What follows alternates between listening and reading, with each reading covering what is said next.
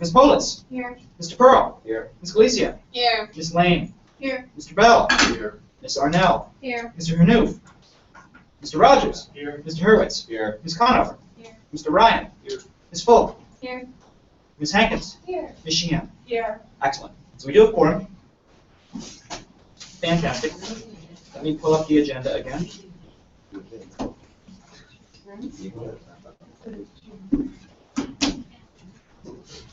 All right. So now we'll move into the adoption of the agenda. Are there any amendments to the agenda?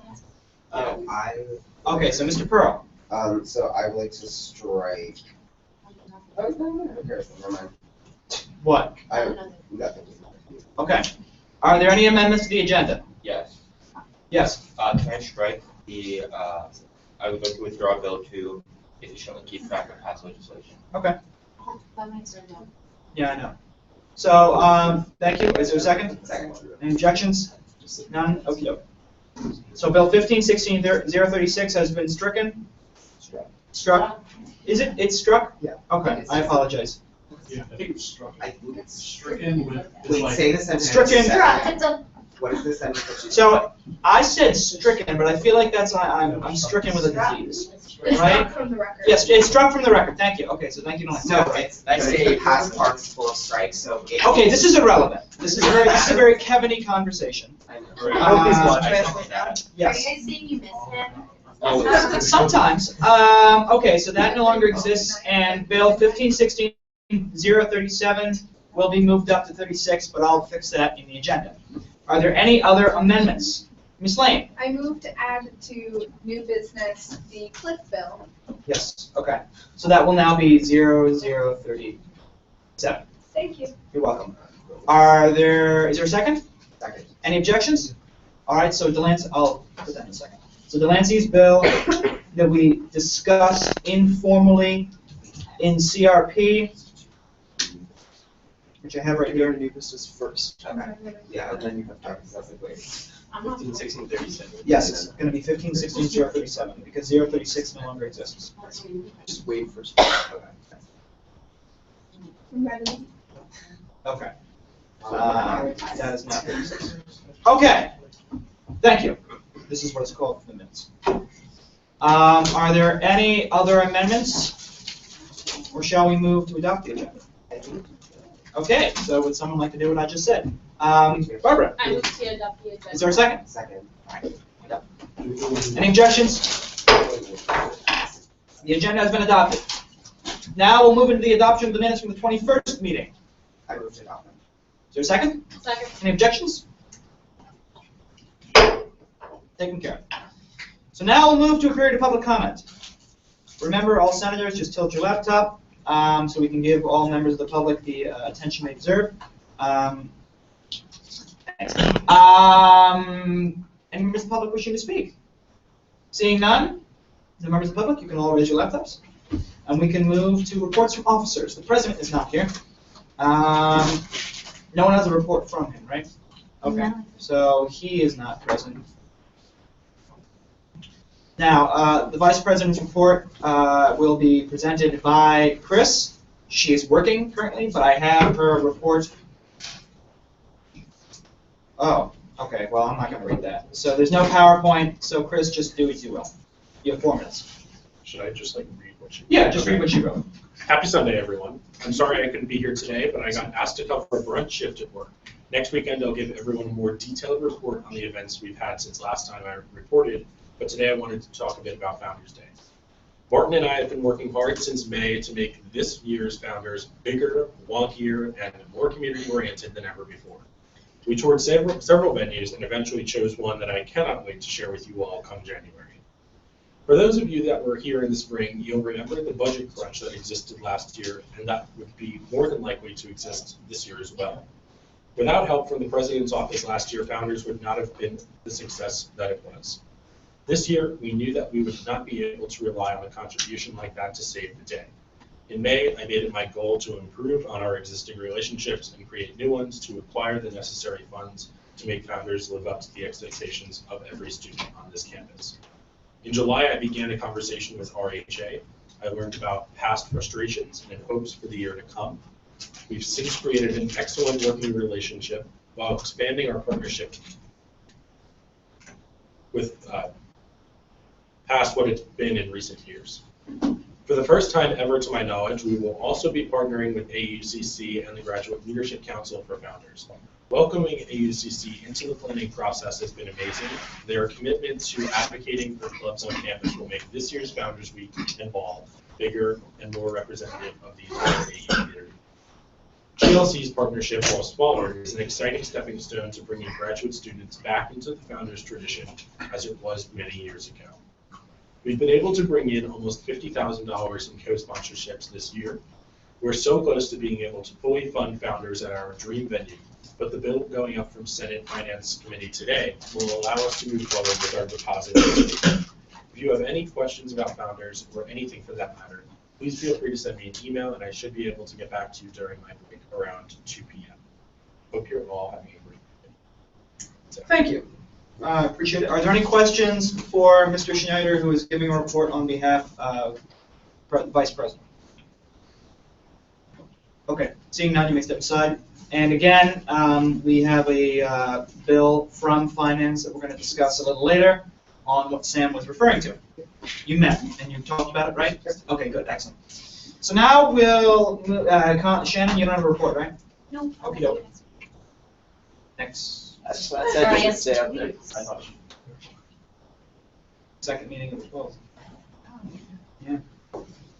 All right, so, yeah, Chris is back. So now we'll move to the report from the secretary. I wish I had a cool pic here, but I don't, so. All right, then. You're awesome. All right, so next, you have 4 minutes. Okay. Strictly time. So over the past week, I've been settling into my new position, mainly focusing on a critical restructuring of the Secretary's Cabinet. The new structure is going to be more conducive to dealing with the very unique communications needs that AUSG has. So I've been talking with the other 3 executives and Josh about how I should go about this.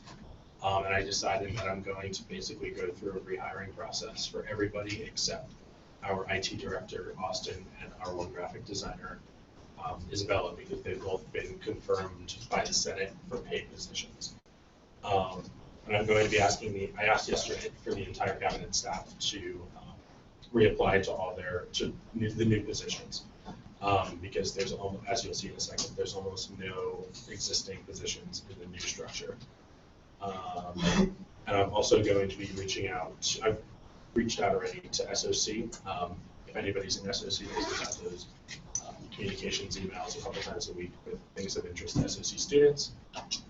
So I'd like SOC students to apply because this is like what they do. Go to the next slide, I have my cabinet structure outline. So I've eliminated all the directors because I don't think that, having been in the cabinet last year and now this year, I don't think that directors are especially conducive to a productive work environment in the Secretary's Cabinet. It just creates a weird power structure where nobody really knows who to report to. So I'm going to keep the position of Associate Secretary, and that person's really going to take the management role for all of the people that are doing like the individual compartmentalized work of the Secretary's Cabinet. So the only positions that are like recognizable from the past cabinet are graphic design, not even graphic designers, because those were co-directors of graphic design. The only position actually is IT director. So then graphic designers, I'm going to hope to hire as many as possible because we have a lot of graphic design work, as you all know. Communications manager is going to be handling basically all content that's going out, including social media, press releases, etc. Social media manager is going to be specifically focused on social media and tracking metrics and stuff like that, so we know how we're most effectively reaching the students. Videographer, that's self-explanatory. We want to create more videos this year, and that person will allow us to do so. SG calendar manager, so I'll talk a little bit more about this later in the presentation. Recruitment and involvement is basically the former Department of Outreach and Recruitment. So that's going to handle info sessions at the beginning of the year and stuff like that. And IT director is going to handle jobs for general website stuff. So this week, I've been working with President and Chief of Staff on developing larger communications plan for Let Us Learn, which is the pro trigger warning campaign that we're brewing right now. If any of you saw President Tornado 2 was on Channel 5 News at 10 o'clock on Thursday, being interviewed by the anchors about trigger warnings. So we're going to be producing a video over the next couple days explaining exactly what trigger warnings are in our what our definition is and our goal for rolling them out on the AU campus. Yep. Next. Yep. So this is just a little bit more about the SG calendar. So I talked a little bit about this You have 1 minute. with the VP Programming Council, which met Thursday morning with representatives from across organizations and university departments. So once our Nation Builder website is up and running, which we signed the contract for last week, I'm going to be rolling out this large-scale calendar project so that our calendar is the one-stop shop for all organizations that are putting on events across campus. Is something that Dr. Fontaine brought up at the meeting, who's the Assistant Vice President for Campus Life, is that she's heard from a lot of first-year students and new transfer students that they don't know when events are happening on campus from any organization. So I really want us to be the one-stop shop. And Nation Builder's platform is going to be great for that. So that's where the SG Calendar Manager comes in. It's a very large job, believe it or not. I did that briefly at the beginning of last year, and it takes up a lot of time. So I want that to be a separate person. As some of you may have seen in your email, you might have gotten a campus survey. Your time's expired. Hang on then. Mr. Ryan? I'd like to introduce him. Another minute? Can I have 2 minutes? 2 minutes. Okay. 2 minutes? Yes. So a second? I second. Any objections? Seeing none? You have 2 minutes. Thanks to John Shapiro, we randomized a list of 3,000 undergraduate students from across class rank, et cetera, and we sent them the largest survey that AUSG has sent out since 2013. So we're going to begin analyzing those results this week and eventually have a report for the campus/Senate. Okay, so I talked to you about SG t-shirts about 3 weeks ago, and so I was just like digging around in drawers this past week, and I found a drawer that had a very large amount of SG t-shirts that are blue. So that was from like 3-4 years ago that I thought we completely ran out of, and this drawer is just full of them. So if you would like an SG t-shirt, please stop by KJS and you can pick up a t-shirt. Indeed. Okay, so I need your opinion on a couple of things. So last year we did a hashtag AU votes, which was the campaign to get out the vote for like the AUSG elections. Now, my one concern with this is that since we also have the presidential election coming up, do you think that it's an issue, like a conflict with, like, are people going to think we're talking about the real election or the SG election? Your thoughts? They're gonna think you're thinking of the real election. So how do you think we should get out the word, like get out the vote for SG elections? Yeah, you can answer that during questions. Okay, sure. Because he's under a time limit. Right, okay. SG-wide free headshots. Yes. You can address that during questions, just think about that. And a regularly updated SG blog. Well, so Georgetown has this thing called like Word on the Hill or something. It's regularly updated. I think it's really cool. So we'll talk about that during questions.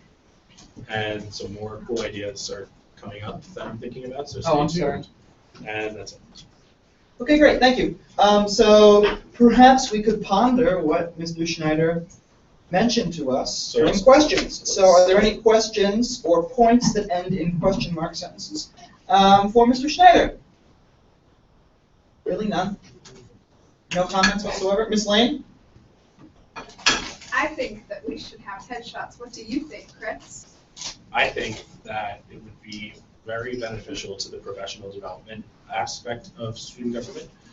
So I think that a lot of the time people, like, we think that we're just kind of doing stuff for us, and it won't benefit us in the future, but I think that we can start leaning towards a much more professionally developed, like, centric kind of, yeah. Follow-up, does Nation Builder have the capacity to then put next to our names and bio our headshots that all match? Yes. Neat. Mr. Pearl? I personally do not think the headshots are that dire. They're so designed. I still think someone can go out and make them pretty easily, especially on this campus. A lot of photo images. The blog is an interesting idea. However, I know that the platform that would be on, and I feel like it'd be kind of odd. Votes. I feel like the people that are going to vote, they know they're going to vote, and they don't really care the word, especially actually if they live on campus, like, which is the majority of people who vote, I assume. They know and they're going to vote because you see that stuff all over the place, and it's like I see it in places that I never thought I'd see, like, vote for me. I'm like in a random corner in Hearst, like, okay. Yeah. So personally, I don't think any of those things might work. I mean, if headshots want them, I hope they're free, because I don't want to waste any money on that. And finally, I'm really happy about the calendar. How was your week? It was good. Good way. I see what you did there, and I appreciate it. Barbara, you have a question? Yes, I don't know how, like, if this could be done, but if we wanted to get people to vote, I knew that my friend goes to Boston University, they or Senate, sit up front and they, like, have tables and they're like, okay, if you want to vote, like, come over here. And they're voting, like, since they did that, they're voting, like, increased, like, by 30%.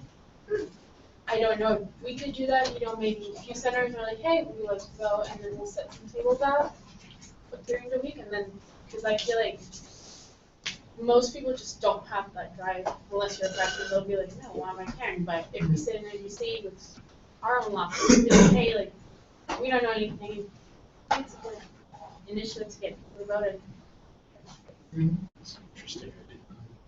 The only thing I would worry about that is with people running for re-election. We kind of like feel obligated to put them in somewhere. We can encourage other people. Well, that's Yeah. just gonna happen anyway. True. Thank you. Are there any other points or questions, rather?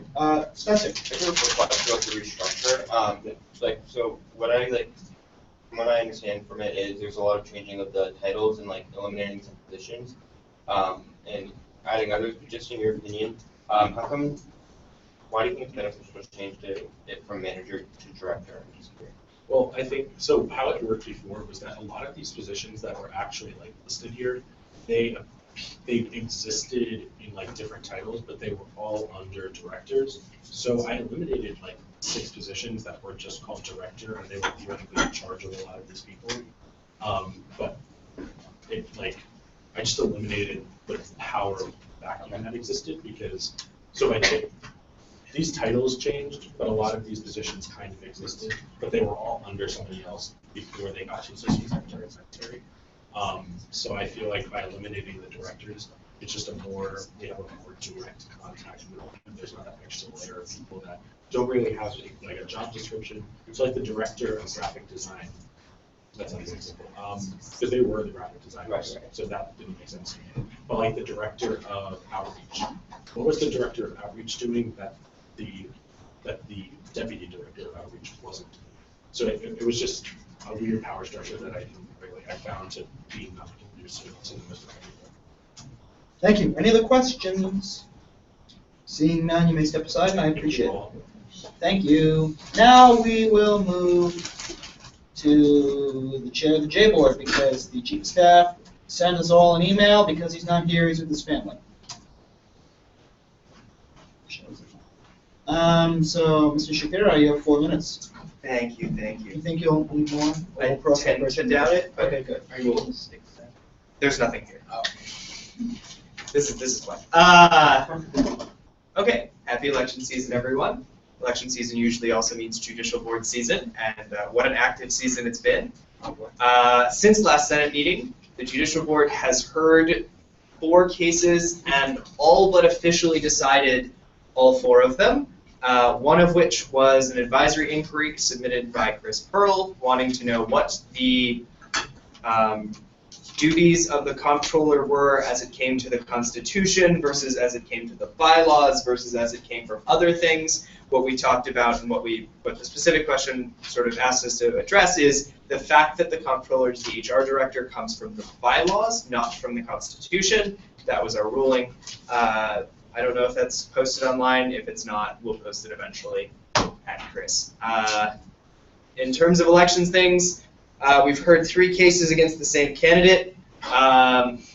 His name is Vincent Gao. He is running for 2020. One of which we dismissed immediately. Early campaigning is not actually against the rules right now, so that might be something we want to change for next time. I don't know. Another one dealt with spending issues, going over the allowed maximum of what you can spend. I believe it's $60. He went to like $3 or $4 over that. We haven't formally approved the adjudication results. You'll get, hopefully it'll go online, you can see when we do. And then the final case, I'm trying to see if I can pull up where they actually are. Actually, yeah. Anyway, the final case that we dealt with going against that campaign, voting? Yes. No. Is, okay, so some of the other candidates submitted some stuff against it. It's fine. It went to a conference report, the end of the story. And it was agreed that he will take down inappropriate campaign posters. That was it. Okay. At all? Yeah, I think that's everything from a judicial board perspective. There's also a bill about the memo. I'm going to talk later about it when that bill comes up. Still Nancy's. Right. Questions? Seeing none, you may step aside. Peachy.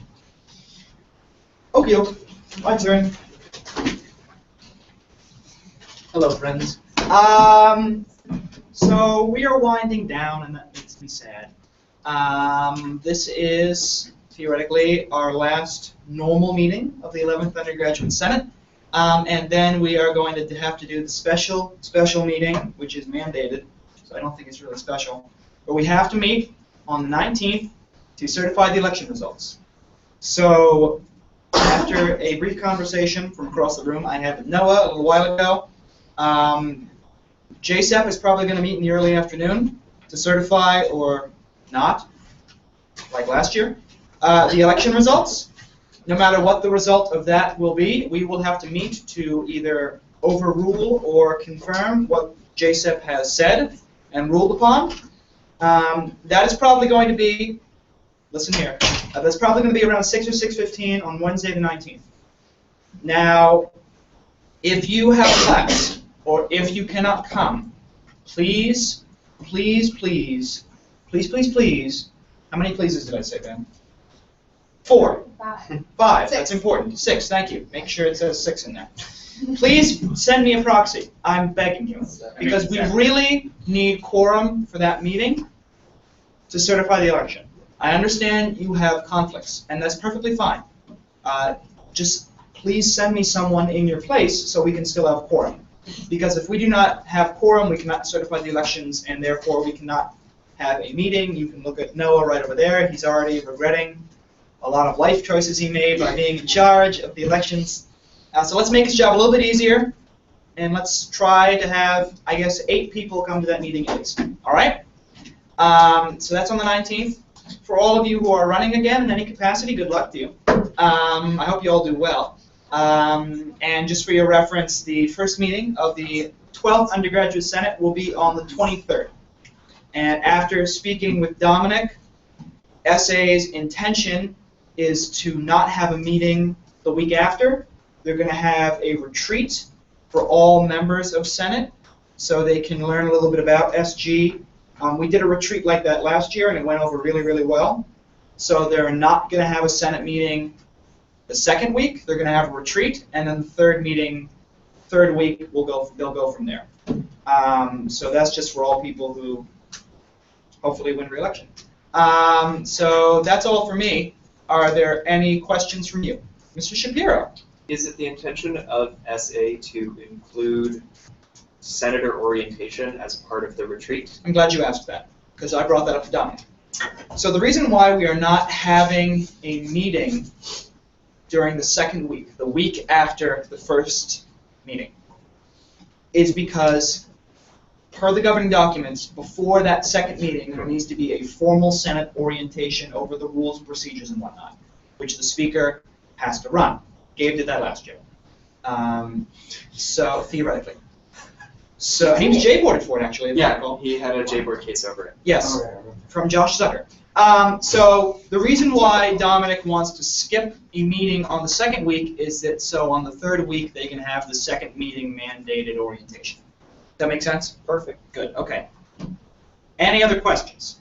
Mr. Is Hurwitz? the retreat like a off-site location? No, it's going to be on campus. It's probably just going to be like an SIS room. They're going to have bagels and stuff. And it's 4 hours, give or take 3. Probably going to do it in the morning, get out in the early afternoon, and then you can do as you will for the rest of the day. Mr. Pearl? Are you happy that there's a retreat as central that's MI? Yes, I am. I was unable to come to the retreat last year as a senator for a religious obligation, but it went over really well, and we actually passed a resolution saying that it was a fantastic event. And it did a lot of team building. It did. And I would say that for most of the people who did not attend, myself excluded, they were not a fan of Senate, and they ended up resigning a couple weeks later. Yeah, you're the only one. Yes, that's true. So if you decide to be in Senate again, or if you're lucky enough to be in Senate again, go to that retreat, because it's really quite important. It did a lot of team building. It bridged different sides and made us all seem like people, which is something I like stressing around here. So good point. Thank you. People leave the Senate. It's dirty. No comment. Yeah. So are there any other questions for me? What date's the retreat? I don't know. So the 23rd is the first meeting. So 7 days after that. So 30th. Yes, I guess so. Yes, the 30th. Mr. Shapiro? There was discussion after the retreat last year of including the execs and the board in a Senate retreat, so we had like branch-wise and then a big one. Has any further conversation happened on that issue? So there is going to be a Senate one, and what they're probably going to do is they're going to have an SG leadership retreat, where you, the speaker, and the e-board members, the 4 and Josh, do a retreat. I don't think it would be smart to have an SG-wide one because I don't think all the people would come and it wouldn't really be conducive.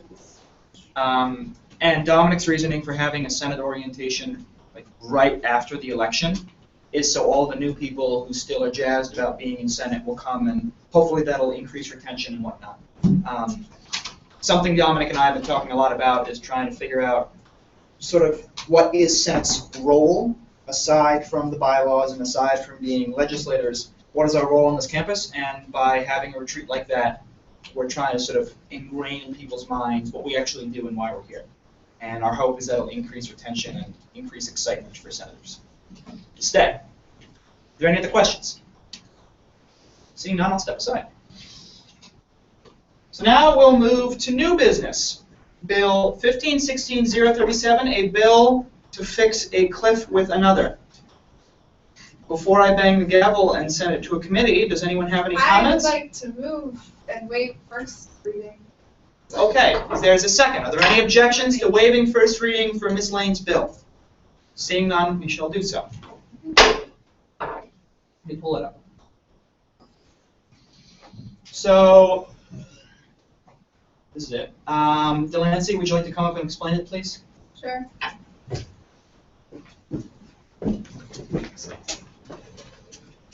So it turns out that there's 2 different versions of our bylaws, and they have 2 different versions of what we have to do on the first meeting of the next undergraduate senate, the 12th. So one of them basically insinuates that we would pick the speaker for the 12th undergraduate instead of swearing those people in first and letting them pick their own speaker. So this fixes that, so that there's actually a good process. They're sworn in, they pick their speaker, and they do stuff. And just fixes it for one time, and then we can make a different bill another time to fix it forever. Thank you. Question? Mr. Pearl, you have a question? Did my amendment go through, or do I have to do that again? Nope, we just took it off my It's gone. normal bill. So it's just the one that we talked about in CRP. Because I wasn't sure whether that counted or not, so. Yes, so as I said in our informal discussion on the matter in CRP, I basically treated it as you were having a casual conversation Okay. about it, and you made a recommendation, and Delancey said, okay, let's get rid of that. So now this is the first time we are reading it in its entirety, and what Ms. Lane already had up there is no longer there. So what you recommended in CRP went through. Are there any other questions for Ms. Lane? Seeing none, you may step aside. Thank you. Are there any points or motions? Mr. Shapiro. Yeah, I just want to do a little bit extra sort of background on this. So every year, the chair of the judicial board, who's in charge of all matters parliamentary, writes a memo, sends it to the president, instructs, gives this thing, how do you lead the first meeting, because it's their job to lead the first meeting of the undergraduate senate until there's a new speaker.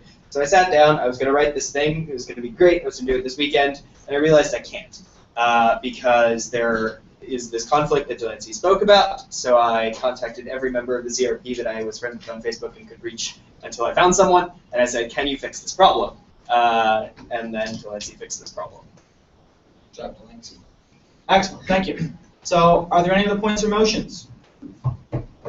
I move to vote. Okay, on- second? Are there any objections?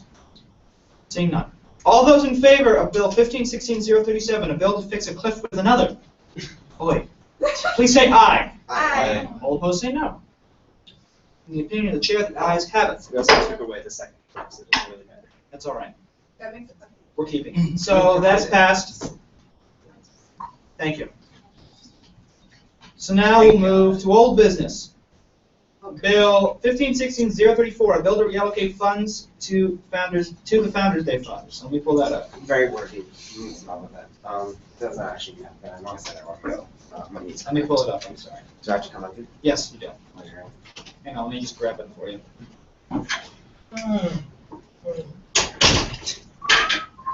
Yeah, Chris. So this is, can I start talking about it? Yeah, you can. So this is what Sam emailed us about. This is the reallocation, the mini budget process that we had to go through, which was very informal and very bizarre because it had not really been done before. Basically, yeah, we met on and off on social media and in real life, once upon a time, twice actually. And we talked about this. This money goes to founders. It's necessary, kind of.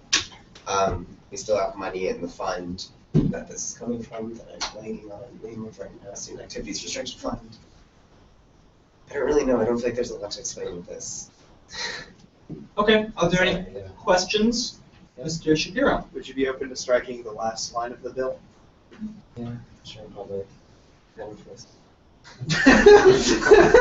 Oh, shoot. Oh gosh. Okay, so Yeah. it seems to me that, which tends to happen sometimes, Yeah. is that people just copy and paste off the template I sent you all, 100%. and this last line is from the template. Yes. Yes, it is. And So I'm very specific with my templates. So But that's things that I wanted to be up to par. I'm glad you feel that way, and I'm glad you used my template. Yes. So we can deal with that after questions. So are there any other questions for Mr. Pearl? Mr. Hurwitz. What was the money going to be used for? No, it was in restriction. So basically, it goes to so in the next session, we're gonna have another reallocation budget process where we try to use up the rest of the money. Basically, if we didn't do this now, Dan would probably just come back during that actual budget period and be like, okay, so give me the money now. So we're just kind of giving it to her early so she can do contractual stuff. Yeah. Any other questions? Seeing none, you missed that aside.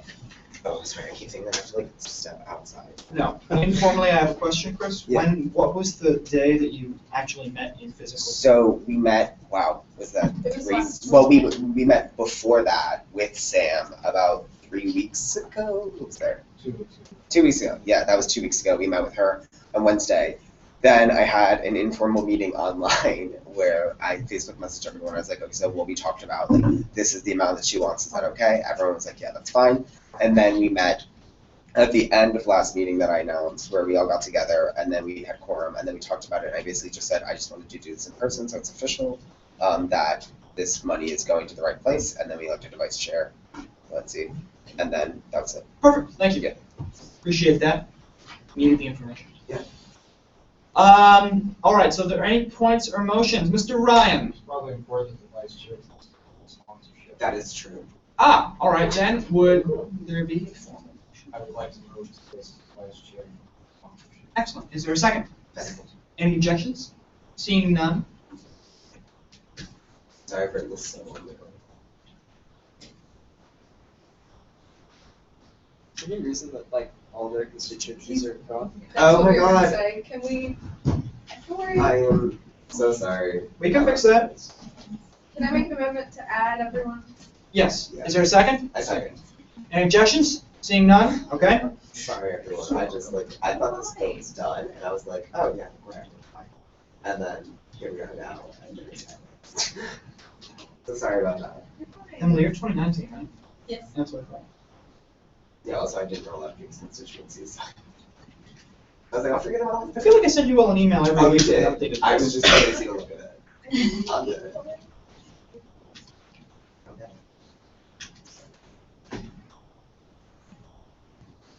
And then did we strike that last clause? Not yet. Okay. So we In have to vote on this this. amendment, can I also strike that last clause? So you need to do a new amendment. So Yeah. just raise your hand. So Ms. Lang. vote on this. I move to strike the last amendment, Last clause. the last clause, and then put a period at the end of restricted fund. Okay. Is there a second? Second. Any objections? Seeing none?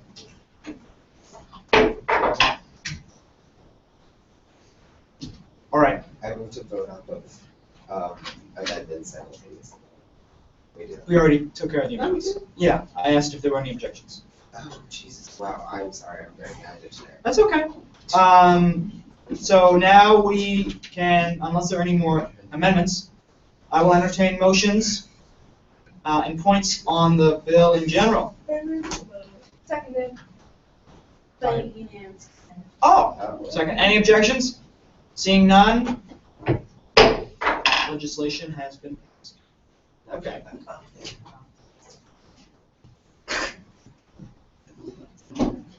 I also sent an edit, but we'll talk about that after.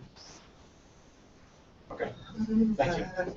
So now we'll do 15-16-035, which at the moment is called a bill to revamp a few things. No, I thought it was. No, that's what it is in the agenda. We changed it Okay. during committee to a bill to change the role of the Human Resources Director. So, and it was amended by the committee. So, Mr. Pearl, would you like to make some comments? So I'll say like the same thing. I talked with a few senators, I talked with the board, I tried to reach out to Andrew. And this isn't like a be-all end-all, this doesn't fix everything, but I think it can help provide a good stepping stone for further problems in the future that take place more during the thing. This will help us kind of maybe balance a little bit more, that's kind of my hope for this position. I'm just basically removing it from the Department of Comptroller, which I believe was placed under that department as almost maybe as a mistake of the misinterpretation of the word reconciliation, which I had the J board check out. So therefore, I'm just changing the bylaws to remove the position of human resource, or the jurisdiction over human resources out of the Comptroller's cabinet into the Judicial Board. And I plan on making an edit that actually creates the position within the Judicial Board, because I completely blanked and forgot to do that too. So I'm trying to do it this weekend. I completely forgot to do a lot of stuff. That's all right. I forgive you. So, Are there any questions for the sponsor? Seeing none, you may step aside. Oh, wait. Were there any? No? Okay, step aside. So, Mr. Pearl, you said you had an amendment. Yeah, I sent it to you. Oh! I like this new system. I sent you two things, sorry. Some edits to the bill. I decided to have fun today. So this is basically, can I talk about it? Yes, please. So this basically creates the position, because if we take it away from something, then it just kind of disappears and only exists within the bill that was made. This creates the position. I'm off to editing of the words. I think my formatting got a little messed up. Yeah, so it Yeah. should be, there shall be a director of human resources. Respond to complaints and help resolve disputes between parties in the event of conflict. There should be the same line after that. This person has the ability to take reasonable action in order to do the duties of the job and suggest the acceptable consequences for a situation. Okay, so I appreciate Yeah, this. so This is that's vital what- information. Yeah. So, hang on, I'll just, And I'm like, I like just wrote this before this meeting. I know. I'm just informing everyone else here. So, please add it. So it'd be So, under the judicial board? Yes. Yeah. so, maybe here? It would be a therefore clause. Yeah, okay. All right, so let me just.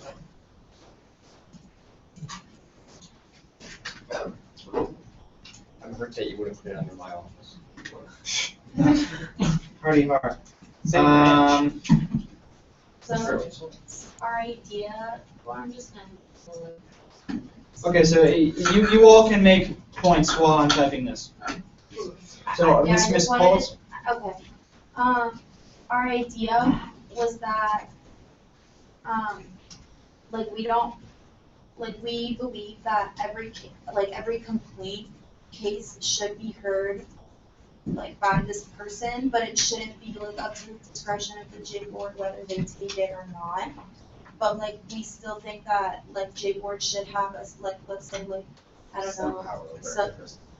Yeah, like if there's some power of abuse or like whatever, that the J board still has like the ability to remove them if they have, you know, like if there's a process for that, I'm sure. But like, we don't want this person to just be like another, like addition to the J board, because they should hear every case. Does that make sense? I'm willing to if you want to under me, and that way the J board doesn't have to do it because they have enough on the See, my problem is I don't want it to like be like under anyone. Yeah. It's kind of like Armand, but like because like I would prefer to make like its own department, its own branch almost, but that would be like a little extra to do that. I really just wanted to have its own jurisdiction over its own things, and then just like have like if it goes like the decision goes awry, have someone like have like J board chair be like yeah, and then file it, and then someone would file it. Okay, Mr. Shapiro. Yeah, so I was just gonna say, the decisions rendered by whomever this person is, regardless of whether or not this passes, are subject to the board anyway. So Yes. my vision is probably that nothing would change. Yeah. It would just be a different appointment process. Yeah. And a little bit different accountability. So those are the like actual fundamental changes that are being made. All right, so I highlighted the amendment, I formatted it properly.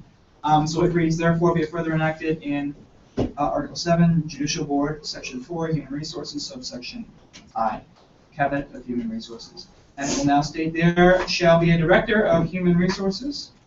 Which will respond, sorry. Okay. Or who will respond, doesn't matter. Yeah, who's better? There'll be a Director of Human Resources who will respond to complaints and help resolve disputes between two parties in the event of a conflict. This person has the ability to take responsible action in order to the duties. I'm sorry. Fix that. Sorry, was it in order? It says responsible action in order to the duties of. In order to fulfill the duties of the job. And suggest the acceptable consequence appropriate for the situation. Okay, thank you. Sorry, a little. All right, so are there any points or motions now on the amendment? Mr. Shapiro. Yeah, I was just thinking about this. What do you imagine is the interplay between the prosecutor and this individual during an elections-inspired dispute? So, isn't it only an elections process? Okay, so this basically is for like outside of election season. So it's like almost like That's for like internal. Yeah, I would just go, all I'm saying is if that's your vision, I would just yeah, make sure that's clear. yeah. Well, I have a question tonight. Ask me, and you can ask John to yield. John, will you yield for a question? Isn't it just an elections prosecutor right now, not like a full-on prosecutor? No, it was actually the other way around. We had an elections prosecutor and Kevin Yes. switched it back to a all-the-time prosecutor. But I think that the fundamental difference between an elections prosecutor or a prosecutor and what this person is doing is this person is a mediator, Yes. whereas the prosecutor can mediate, It's less about you did something wrong and I'm going to punish you, and it's more like, Let's try to get. wait, can we function still? Yes. So I would just personally think it might be reasonable to put something about that or to that effect in the description of this person's job. Okay, thank you. Are there any points or motions? Mr. Pearl? Oh, I'm sorry, I didn't see you there. Spencer? Can I ask whoever would be applicable to, do we have any idea on how many people request to see this, to see the Director of Human Resources to help between disputes with two parties? I mean, is this something that's used a lot? Does anyone know? I guess that would be a question. Something to add on to that. Okay, yes. I know in CRP we discussed, like, I mean, I'm not familiar with the position very specifically, but like, whether or not this individual is actually trained in human rights, or human HR, human resources. And, and like, whether or not it's just like a person that's been appointed, or somebody who's actually, you know, in organizations outside of SG, these people are trained for years at human resources. It's not just somebody who's appointed to the position and then kind of does research on it. So I think there's validity to the point of like asking about the experience of the person. Okay, thank you. Any points? Yeah, that's the thing with that. You have something to say? Not yet. Okay. Mr. Hurwitz? I was just wondering if, Second point? yeah, Well, did you want to ask me that? yeah, well, can I ask the comptroller how many people utilize the Director of Human Resources to our That's the internal? relevant. I think It's okay, we'll find out. it depends on the time period. My freshman year, it was a lot. I received a complaint this week. Besides that, I haven't gotten any this year. I think that it depends on the time within student government. I don't think it was used very heavily last year. Just a couple complaints towards like the end of the year when it was like a little busier, but I only received one, so. Thank you. Mr. Shapiro? Yeah, I also speaking towards your question, it's very difficult to say that this is a standard operations of the comptroller's department in the sense that we don't have an employee handbook. So governance of interpersonal relationships is nearly impossible in the moment, and that is not being changed by this. General call to action, people might want to work on having an employee handbook. I know that this is a suggestion Chris Pearl is putting forward. But it is very hard to decide if people are acting within their jobs if their jobs are not defined. Points or motions? That's fine. Mr. Hurwitz, third point, would someone like to yield to give him a point? I'll give him a point, but He said 2 points, Please. but, Never mind. okay, you're fine? All right then, Ms. Arnell? we're in debate, right? Yes, we are. So, just not to interrupt, are we gonna debate on this? We're in debate. We're in debate on the amendment. Can I Not on the entire thing. amend the amendment? Yes. Yes. Well, Okay, hang on. Lex, you have a point? I have a point of debate on the new Bill in not the general? amendment. So we're talking about the amendment right now. Okay, So, Ms. Pollitz? I wanna amend in those, I guess it's just one sentence, will respond to internal complaints. okay, yeah. Yes, so, does that clear it up for you? No? Okay. It helps a All lot. right, hang on. So that, internal complaints, this is an amendment to the amendment. So yes, are there any points or motions on the amendment to the amendment? Mr. Pearl has moved to vote. Is there a second? Second. Are there any objections to the amendment to the amendment? Seeing none, all those in favor of adding the word internal to the amendment, please say aye. Aye. All opposed say no. Opinion of the chair, the ayes have it. All right, so now the word internal is included in the amendment in general. Are there any points or motions on the amendment in general?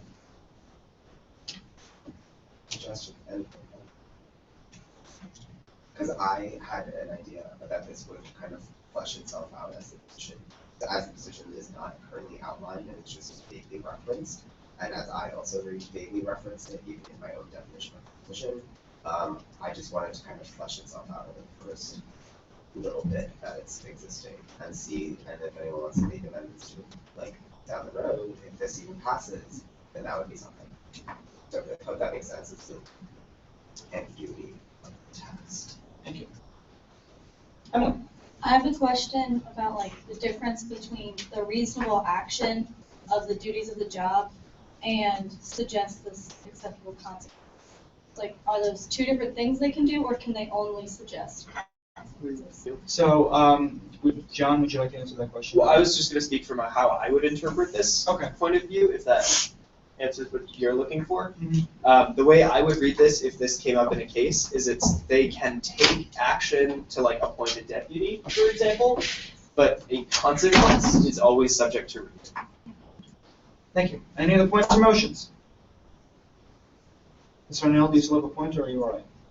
It's for the full. It's for the full bill. Oh, right, I'm sorry, I forgot. All right, so any other points or motions on the amendment?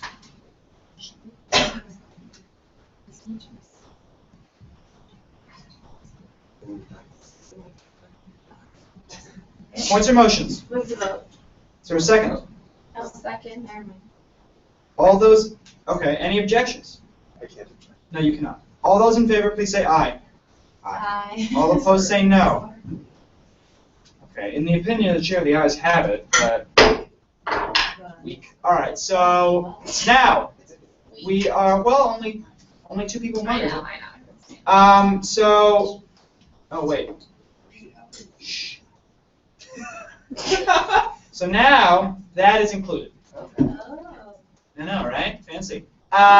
So now we can have debate on the entire legislation. Are there any points or motions on the legislation in general? Ms. Arnell? So, Fine.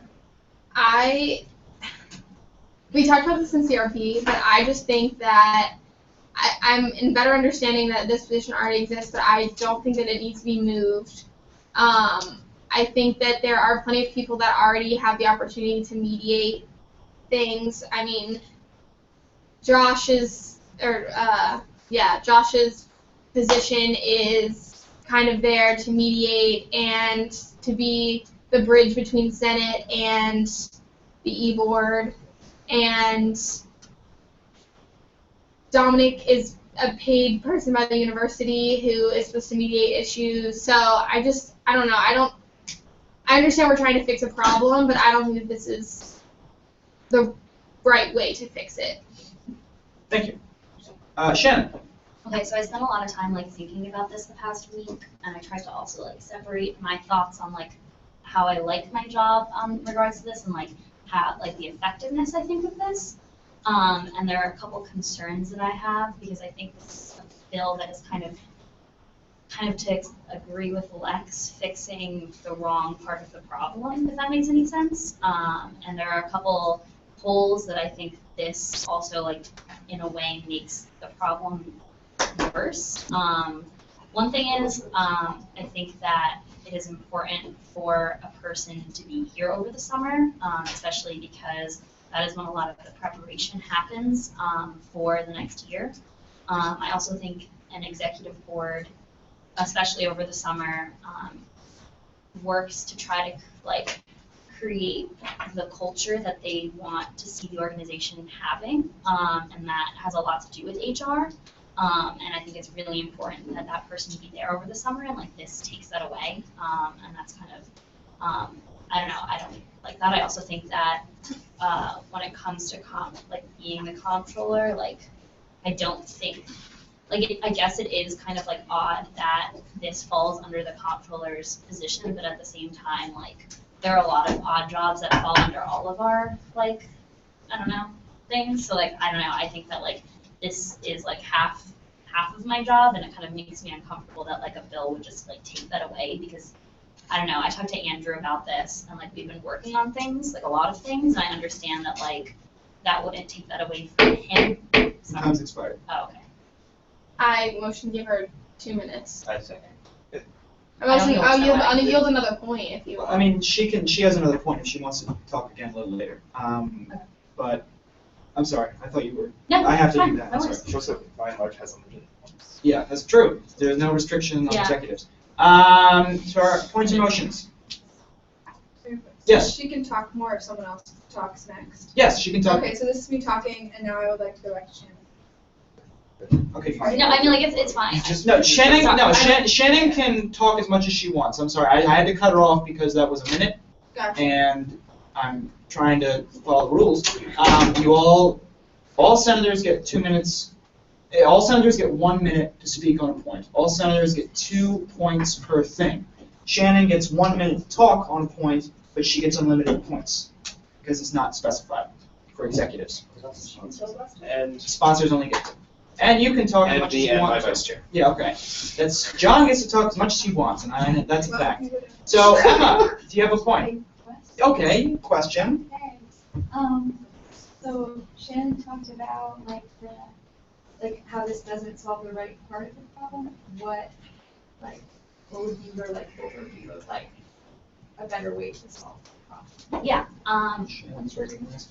yeah, so I think that just moving a position outside of the cabinet doesn't really do anything, in my opinion. I think that this would probably be the same, if this were to happen, I'm assuming Andrew would assume the role. It wouldn't really do much other than just move him out of my cabinet. It seems very reactionary to me after the summer. It doesn't seem like something, I don't know. I think what would make the problem better is having people working on SG culture in a way that would make this problem never exist to begin with. And I think that's what we're doing. Any other points or motions? Okay, Chris. I'm sorry, not you, I apologize. Mr. Schneider, Mr. Schneider. I just don't see the benefit of having it as an independent kind of thing, because this is not how it works in the world. So we're trying to model off of that. The HR departments, sorry. Hang on, no crosstalk. Mr. Schneider, please finish your point. HR departments are under, management companies, so this is not something that's totally out of the blue to have an HR department under an executive. We have not had a problem with it being a conflict, so I don't think that we should expect it to be. And we're creating a position called Director of Human Resources, but the executive that it falls under has already created said position, and it's called Associate Comptroller of Human Resources. So I just think that in general, this tries to solve a problem that doesn't necessarily exist. Would the speaker yield to a question? Yes. Do you believe that the Government Accountability Office is part of other agencies? And as a follow-up question, are special prosecutors subject to the review of other members of Congress? You don't have to answer that. Wait, hang on. Yeah, I know, no problem. To kind of, I'm not going to answer that question directly, but I think that the comptroller and the people under the comptroller are going to be more accountable to the Senate than somebody in an independent agency department who's not paid to do what they're doing. I think that for that reason specifically, I think that that's how the current setup is held more accountable than the proposed setup. Mr. Pearl. So I understand how, where everyone's coming from, and I totally get it. I do have to say one thing that's we barking up the wrong tree. I'll explain in a second. So I was trying to find something that would help us get through this, and try to fix a lot of the problems that happened over the summer. A lot of those problems needed to be fixed by things that I could not fix in the last week that I'm here. When I was looking for things, Christine and I stumbled upon this and thought it was weird that it was underneath this cabinet. It was we were maybe this could be a solution to what happened, and then I met with the executive board, and they're like, no, that wouldn't really work. And so I was like, oh, okay. So then it basically kind of turned into this own thing where it was kind of it broke off from what I was originally trying to do, and became kind of its own thing where I was like, well, I just think that's weird that it was I personally think that was a misinterpretation of the Constitution and bylaws, and that basically I just kind of thought it was weird. Christina looked into it a little bit. A lot of companies hire external HR people, and we thought that made a lot of sense. That's why I wanted this position to be as external as possible. I understand that doesn't fix a lot of problems. It's kind of not supposed to. It's mostly just kind of fixing an error that we made once upon a time. I would like to fix those problems as they can be definitely mended, but this isn't kind of what I'm trying to do, and I understand the confusion because I definitely led people to believe that. I definitely was like, this is the solution, and then I came in this week and I'm like, I'm doing something completely different now, and I understand that it's confusing, and I understand everyone's pointless and stuff. I kind of forgot I was doing some stuff, cut this stuff off. Okay, Shannon, you have a point? Yeah, so like, Yeah. totally, I understand. I just also think that like, by doing this and like separating it, even though like this is us trying to fix like a problem that maybe happened a while ago or a misinterpretation, then that takes away the work that has been occurring now, and like in turn will set us back further in fixing those other problems. Okay. Yeah. Can I ask two more questions? Yes, you can ask a question. Okay. Can I, so how much do you think this would actually set back realistically?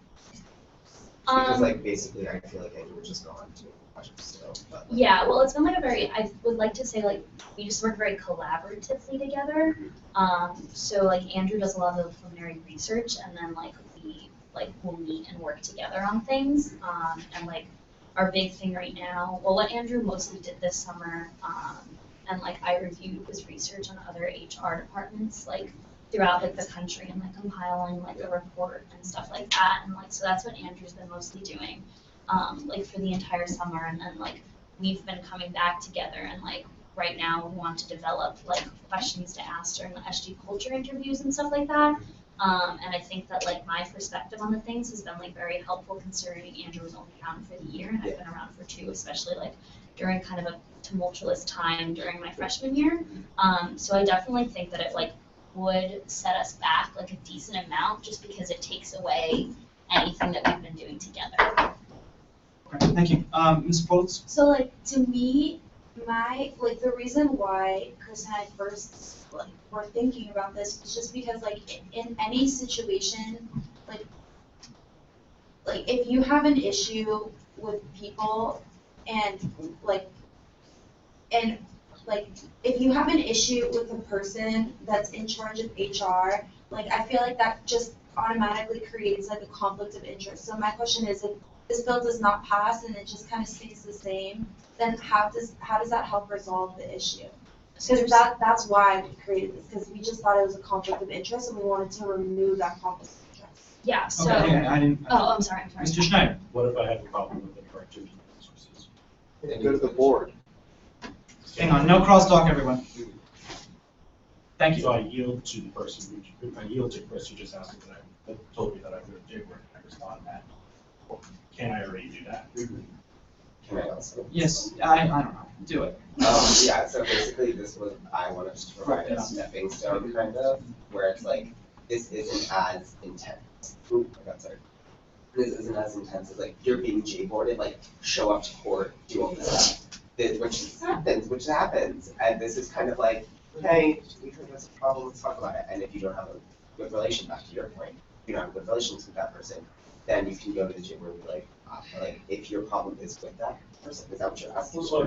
My point is, why can't we just set up that structure within the existing?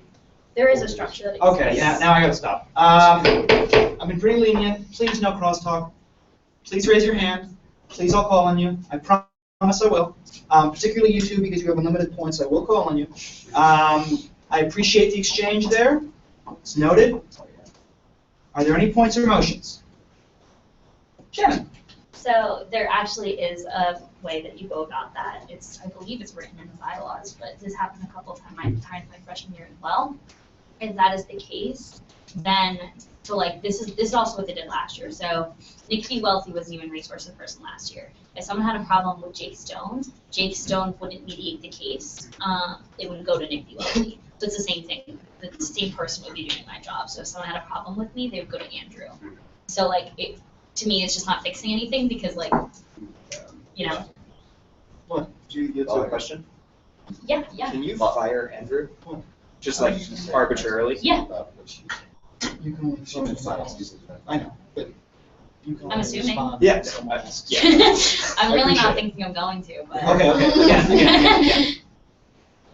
Spencer? I would just like to say, I like the fact that we have a director of human resources in one branch and then the J board and the prosecutor in the other, because it kind of gives people options if they want to go one place or another.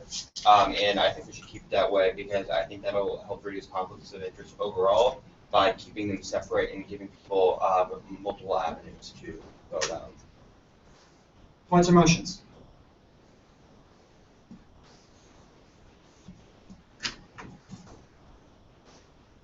Okay. Ms. Lane? No, Ms. Lane? I moved to vote. Okay, is there a second? You're not ready? Okay. Is there a second? Is there a second? A second. Okay, is there an objection? What? There is no opposition resources already in the bylaws. Okay. We're comfortable. Thank you. I withdraw my motion. Okay, she withdrew. Are there any other points or motions? I make a motion to vote. Okay, is there a second? Second. Are there any objections? Seeing none. All those in favor, please say aye. What? Okay. All opposed, say no. No. In the opinion of the chair, the noes have it. This fails. All right. I gotta save it. Hang on. Failed. Thanks for hearing On our last meeting too. Honestly, I'm glad y'all passed my money around. All right, now we move to Bill 1516-036, a bill to increase transparency and accountability for legislation passed. Spencer, this is you. Please come up and present. No, this was good.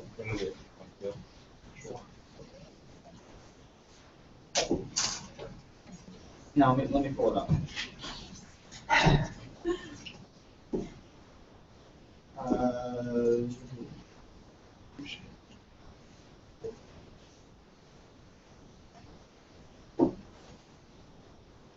All right. There you go. So this is a bill pretty much to create a master document, for lack of better words, that has. Oh, wait a second. I'm sorry. I apologize. This was not read in committee.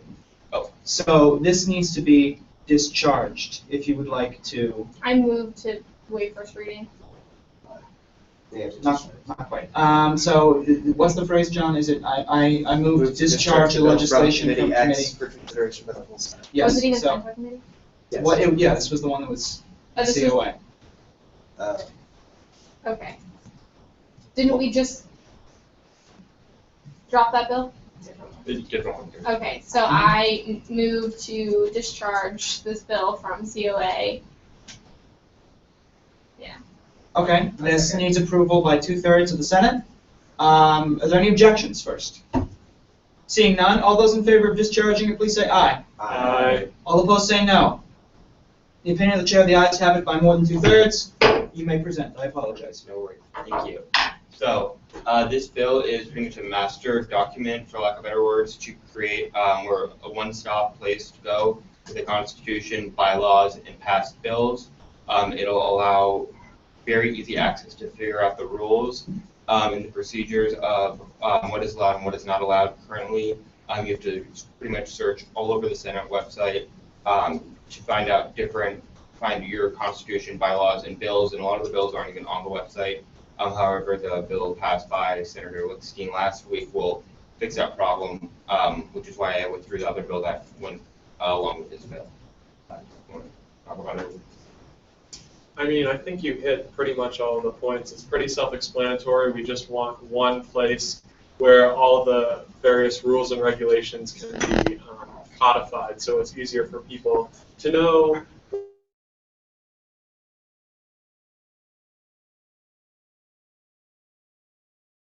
whatnot if people didn't know they weren't allowed to do so.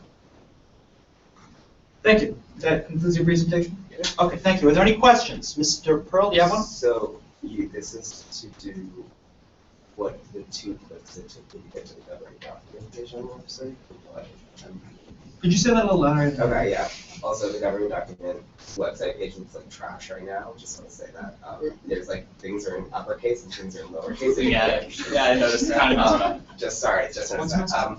So I'm kind of confused. So this puts it all in one place. It is right here. Two clicks in, right?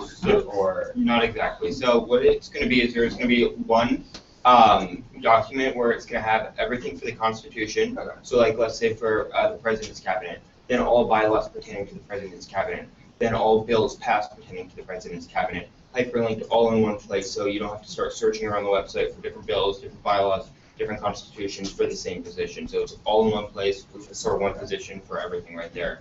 And it's going to be $200 will be allocated to the Senate clerk, who I spoke with, who agreed to that, and the e-board has agreed to give $200 from the fund to pay for the Senate clerk's additional labor. Sorry, okay, I was confused. That makes sense. Any other questions? Mr. Shapiro? Did this go to finance? No, it is not. This is not coming from our money. This is coming from the president's. Shannon is going. Hang on. Oh, the money? Yeah. So, I don't know if you remember this, but we did, during our stipend allocation last semester, we have a directive fund that has $5,000 for people that do like extra work and stuff.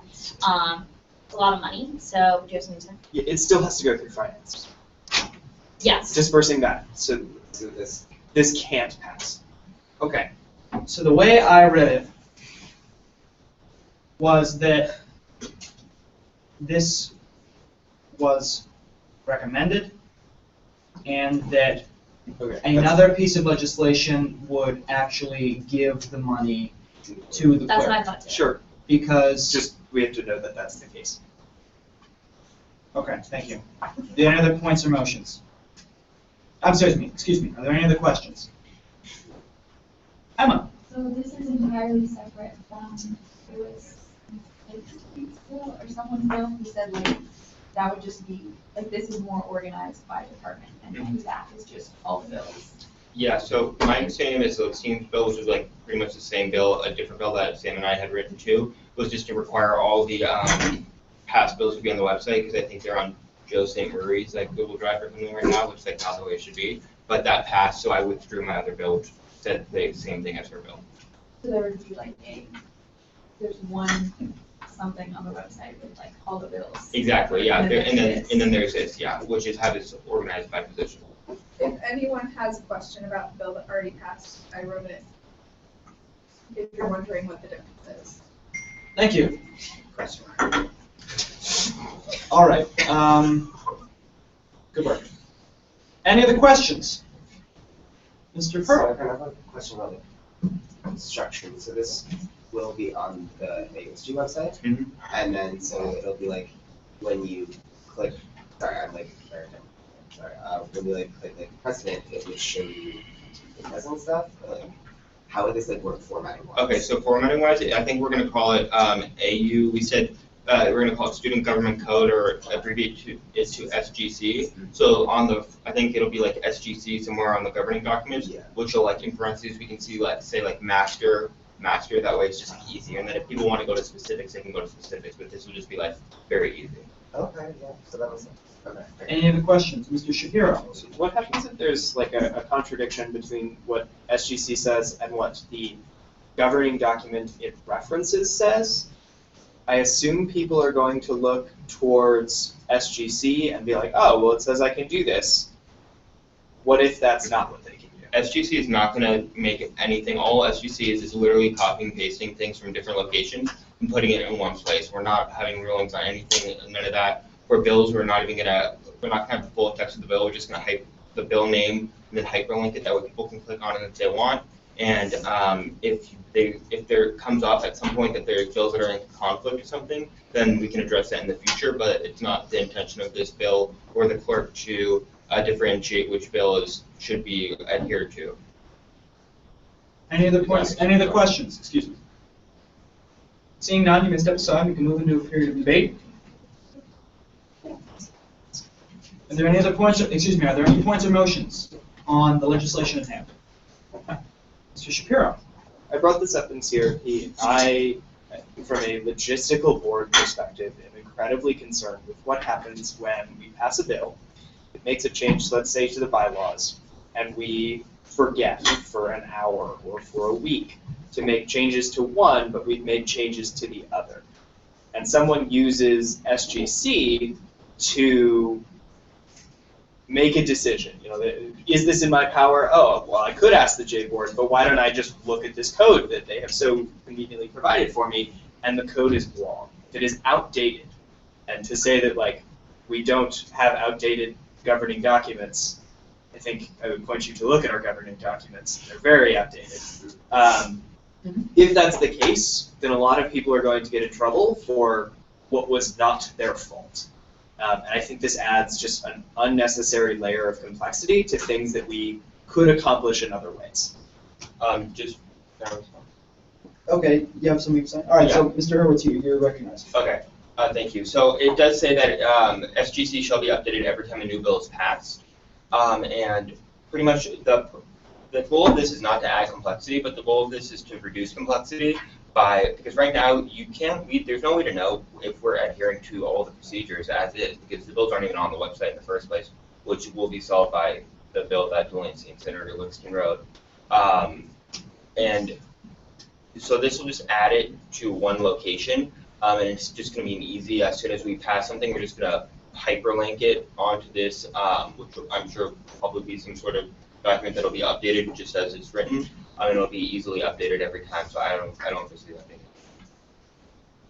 Points or motions?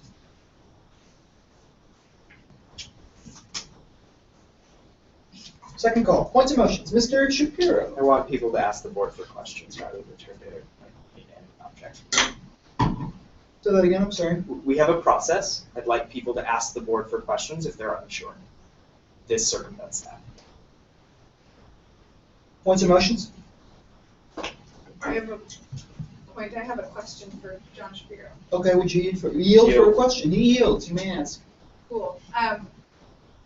Would it be possible for you to help create this so that there's not like all those discrepancies and stuff, and then like it would say like if you were wondering, contact the judicial board like at the top of it?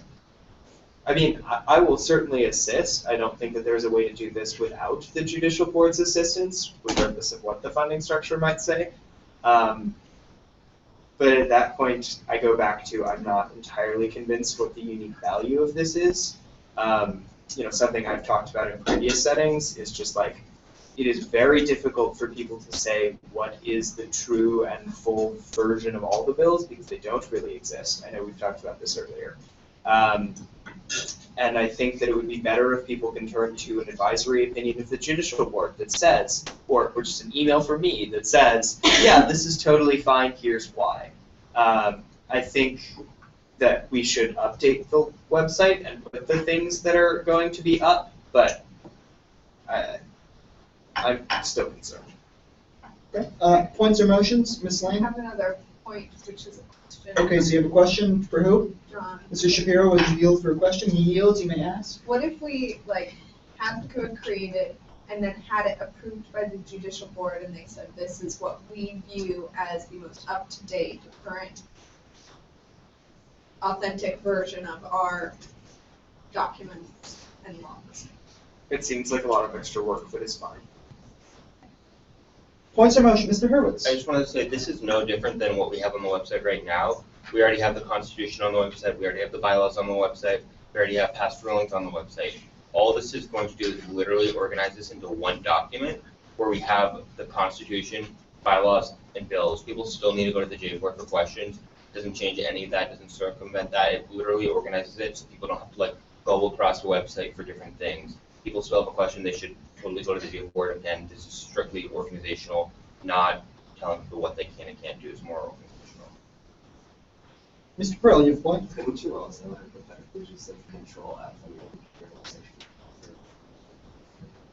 bylaw of the Constitution of the bills that we have to document all those? Just sort of version that anyone against. Yes or no? I don't have an answer. I just. Okay. No, I think that was just a hypothetical question. Okay. So point? I just don't know why we're gonna pull money from that. Like, I understand the purpose of it. Like, there's been many times where I'm like, I want this document and I don't have a place to go to get it. I get it.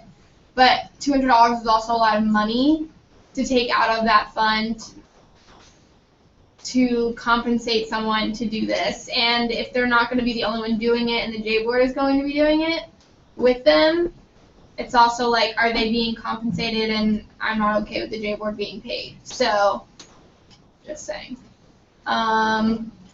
That's where I'm conflicted, is that it's a lot of money to have someone do this. And it's something that has to be done constantly after every meeting.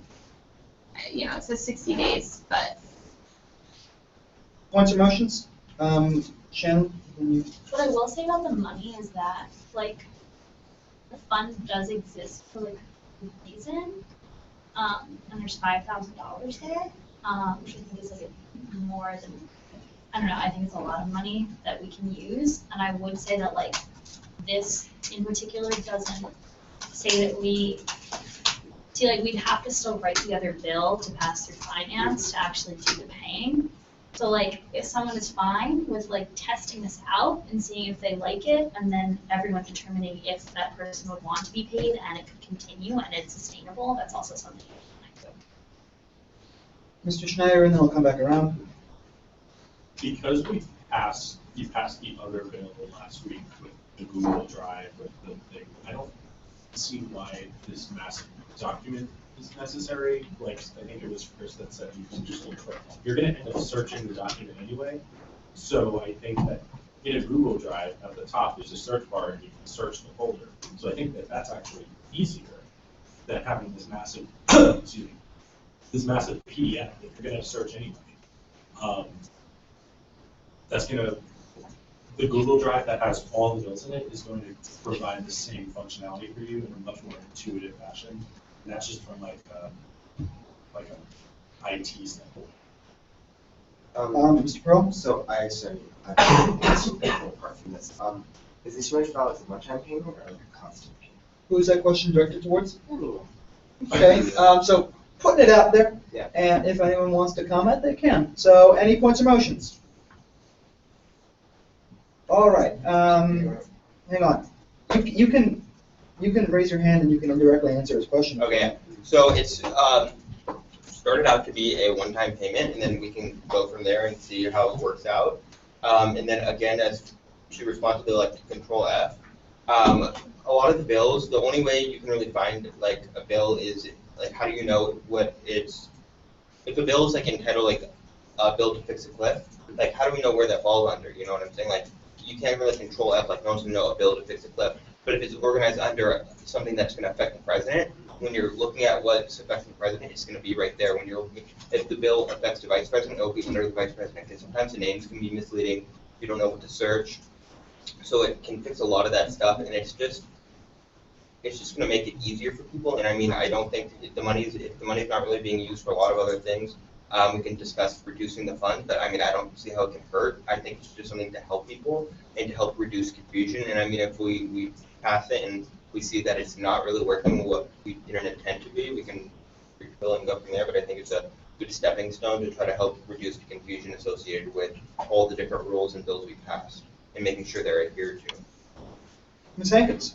Yeah, I just want to say, like, as someone like really new to SGU, like just hopped right into the Senate a couple weeks ago, I really like the idea of there being like one document, like at least for me, going on the SG website and being like, oh, like, what even is the Constitution? What are these bylaws? Like, it was very overwhelming, and I think if we're gonna try and be not only like transparent and accountable, I think this could be one good way of it being more accessible to other students, and to like if people want to kind of not just get involved, but kind of just see like what should their representatives be like doing, like what should the president be doing. I think this would be a good way, rather than like just trying to search through a bunch of documents. That's Shapiro.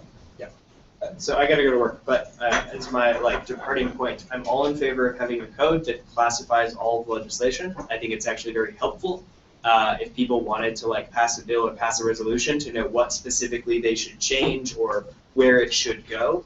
I again firmly believe that this creates a logistical nightmare when you involve the governing documents. If there is a conflict, whereas one gets updated and the other does not, this is going to cause a problem. I fully believe in one of in putting bills, resolutions, etc. But the bylaws and the Constitution are separate documents for a reason. I gotta run. Points of motion, thank you. Points of motions. Can I ask, make a question for Don? Oh, yeah. Do you yield quickly? Yeah.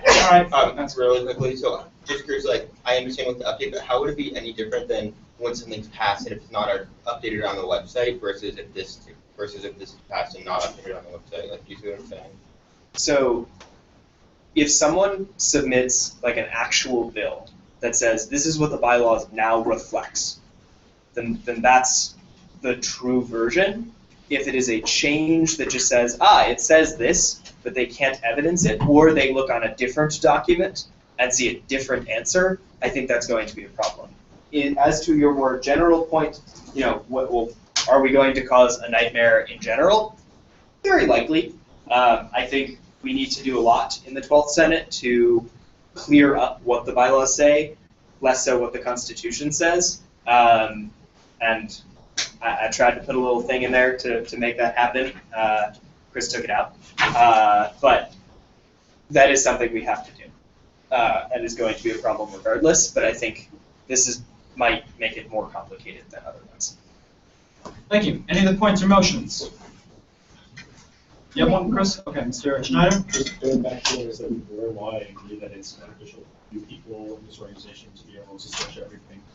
And for people who are, perfectly ways to be able to search everything, I just think that one massive PDF is just not the correct means to do so. We live in the 21st century. 2016, we have very intuitive ways to do this, and a massive PDF, in my opinion. Mr.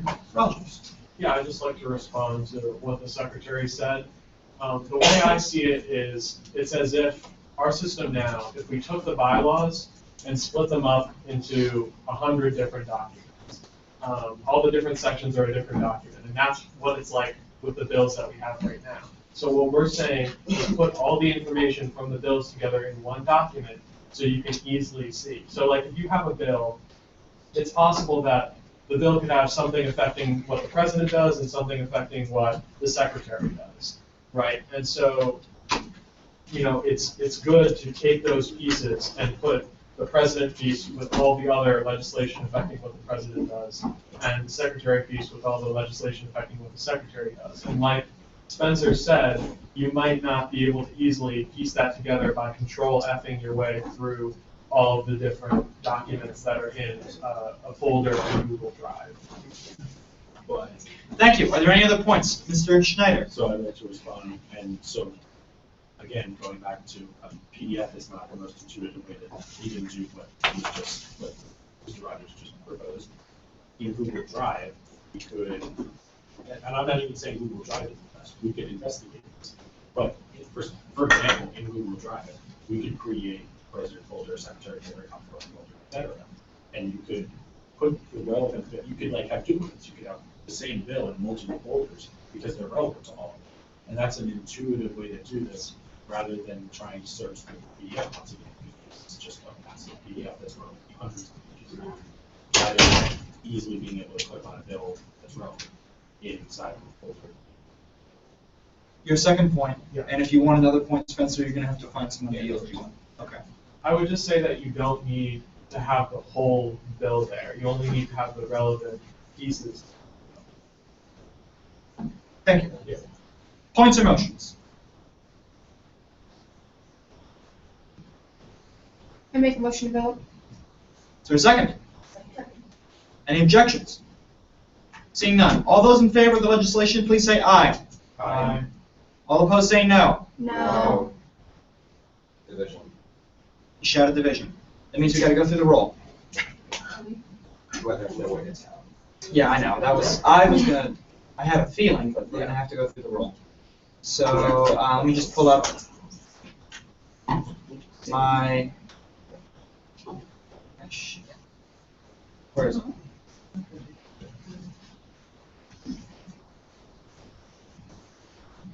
Okay, that's fine. I can just see people.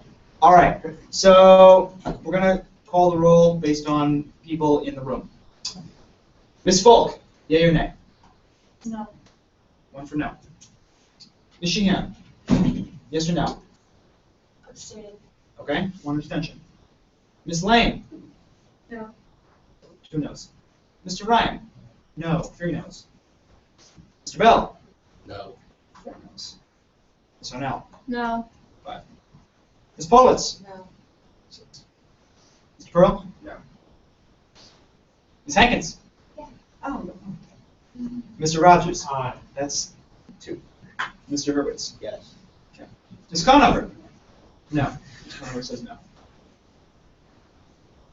Please, from Conover. 8 no's, 1 abstention, and 2 yeses. By a vote of 8 noes, 3 yeses, and 1 abstention, the legislation fails.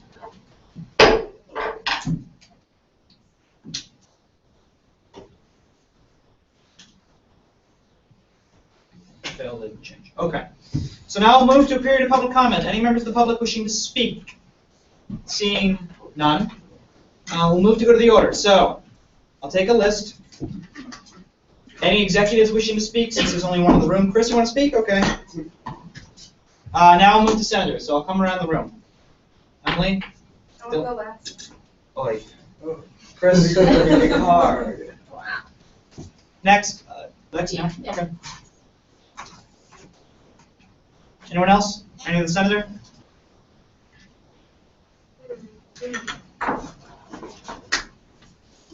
Let's start with Chris. So thank you everybody again for all that you provided during my presentation.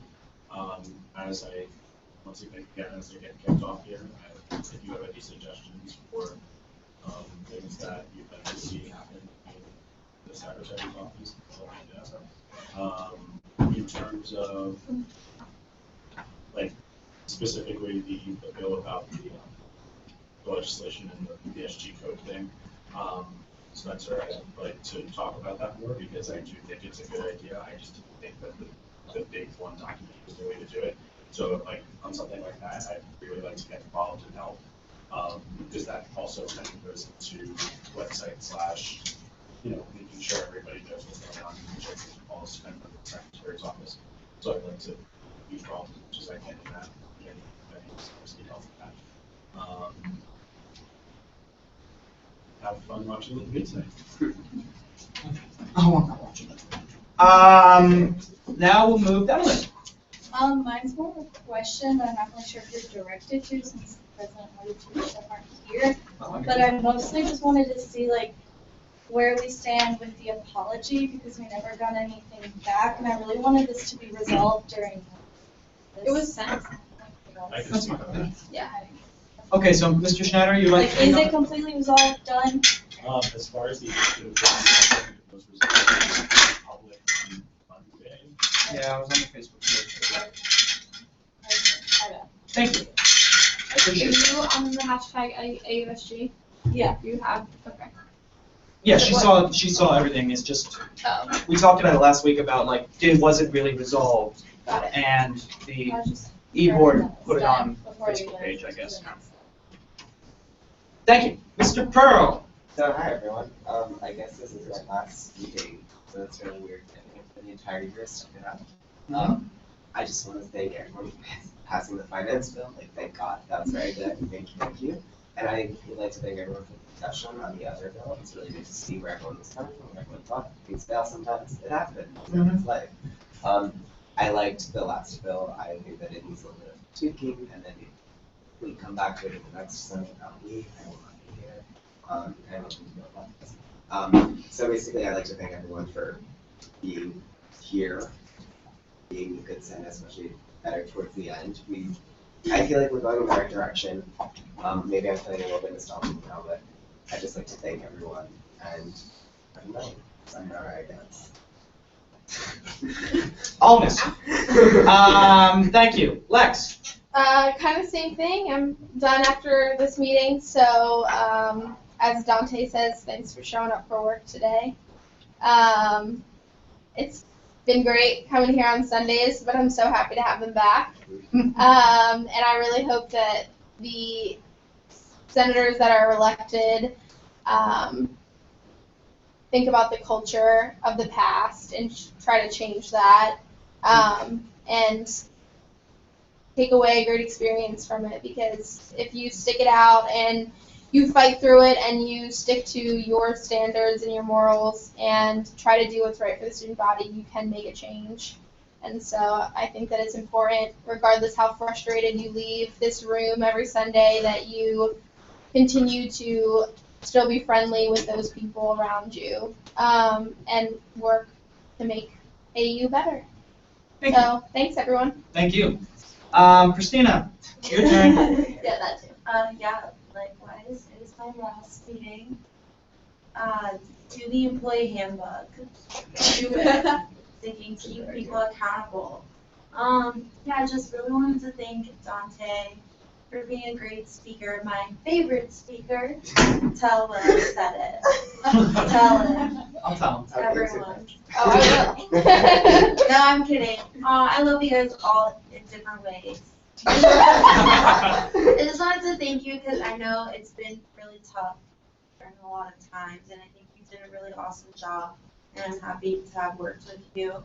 And yeah, in terms of our failed bill, even though it was my last bill, I'm morbid. I'm just kidding.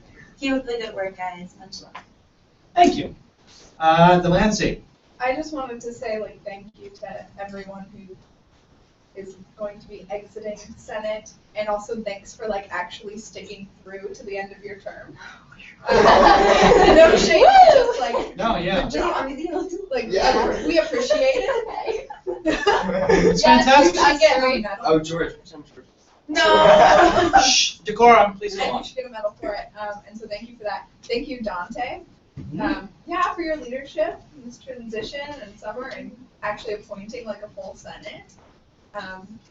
It's interesting because I'm actually the senior member of the Senate, Yeah, you but are. Dante was here before me, so. It's true. You're the most senior senator in the room. Yeah. Yeah. So, any other points? No problem. Thank you. There was one last thing. Oh. Can we please sing Happy Birthday to Maverick? Yes. Oh, all right. 1, 2, 3. Happy birthday to you. Happy birthday to you. Happy birthday, dear Maverick. Happy birthday to you. Hurrah! Excellent. That shall be reflected in the minutes that we sang Happy Birthday. The full song has to be. No, that's not going to happen. I've instructed our dear friend Ben to just say, sung Happy Birthday. All right. Hello, friends. Hello. I really do mean that. So, I don't need praise, but I appreciate it. So, I spelled failed wrong. Yeah. So, thank you, particularly you three in the middle of the room here, for sticking it out. Yeah, I know. You're new, Brandon. I do appreciate you three, and I appreciate the hard work you've done. Sam, you've been here quite a while as well. I appreciate the hard work a lot of you have gone through, and I'm impressed that you have stuck it out for a while. I'm impressed I've stuck it out for this long, quite honestly. We can be trying at times, and a lot of people don't like us, and sometimes a lot of people in this organization whisper things about the Senate, saying, "Oh, nothing gets done there. Come join us." I'm serious. I think, but one thing about the culture, I wish the comptroller was here. I think it's more than the culture. I really do. I think a lot of problems that happened this summer were based on people trying to do their job and then not really doing their job, and then sort of getting wishy-washy in the middle, trying, well, whose duty is this to solve this problem? Is it Dominic's? Is it HR people's problem? And I think a lot of that got lost in the shuffle. I appreciate what Chris and Christina tried to do.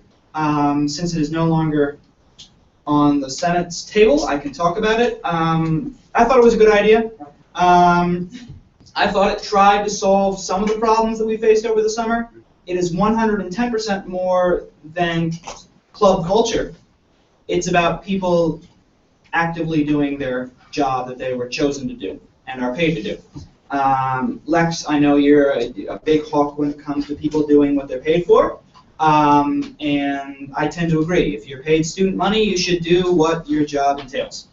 So hopefully, in the future, we all work to do that. And if any of you are so privileged to do work in this organization that is paid, Ben, you've done a good job.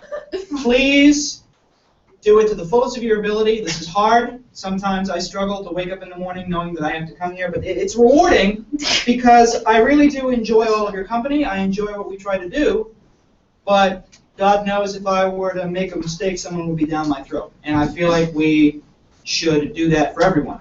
whenever anyone makes a mistake, because I know we're all doing this for fun and it's a club and yada yada yada, but if we actually think we should be doing work for students, let's hold each other accountable. So with that, thanks. I'll see hopefully all of you on Wednesday. If you cannot come, send a proxy. Delancey has already sent me her proxy, God bless her. So if you cannot come, send me someone. We need at least 8 people. That is absolutely vital. So please email me if you can't do it. So, would anyone like to motion to adjourn? I move to adjourn. Thank you for moving to adjourn. There is a second. Do it. Let's seconds. Okay, Are there any objections?